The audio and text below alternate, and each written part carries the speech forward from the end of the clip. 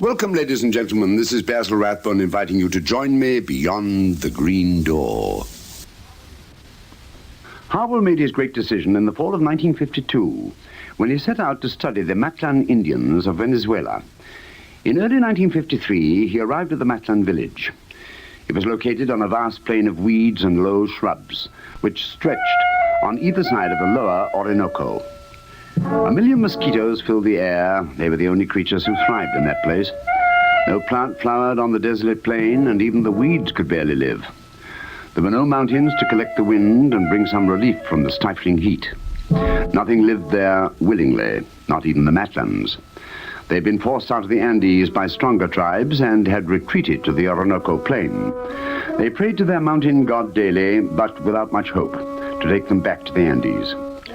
Harwell wrote all this down. He was a cold sort of man, and he had come to learn about the Indians, not to pity them. The Matlands didn't mind. They found his personality rather like their own, and soon they adopted him into their tribe. He won their confidence and learned their language. His book grew. He observed every ceremony, took part in the rituals, and recorded everything. 6 months after his arrival, he noted an undercurrent of excitement in the village. Tomorrow, he learned, was the day on which the Matlands made their yearly sacrifice to the mountain god. They had brought this custom from their lost home in the Andes, and it involved a man jumping from a mountain peak into the precipice below.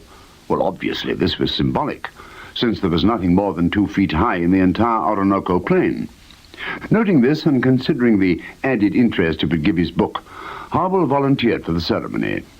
He was accepted, and on the night before the jump, he went through all the prescribed rituals of prayer and fasting. Then in the morning he walked outside and stopped in horror.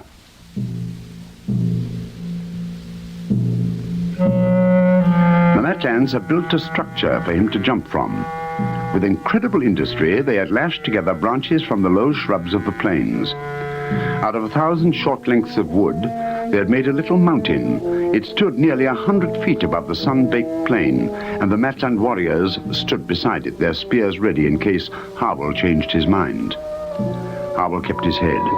He reasoned with the Indians, pointing out how unsuitable he was for such a glorious leap and how unpleasing his smashed body would be in the eyes of the mountain god. The Matlands withdrew for a conference and then returned to announce their decision. Lives and reputations rest on such decisions. Harwell's recently published book on the culture of the Matlands is a critical as well as a popular success. It's a monumental work and one which was very nearly lost to the world. But luckily, Harwell was found by a team of map surveyors. These men brought Harwell's book back to civilization. And of course, they also brought back his horribly crushed body.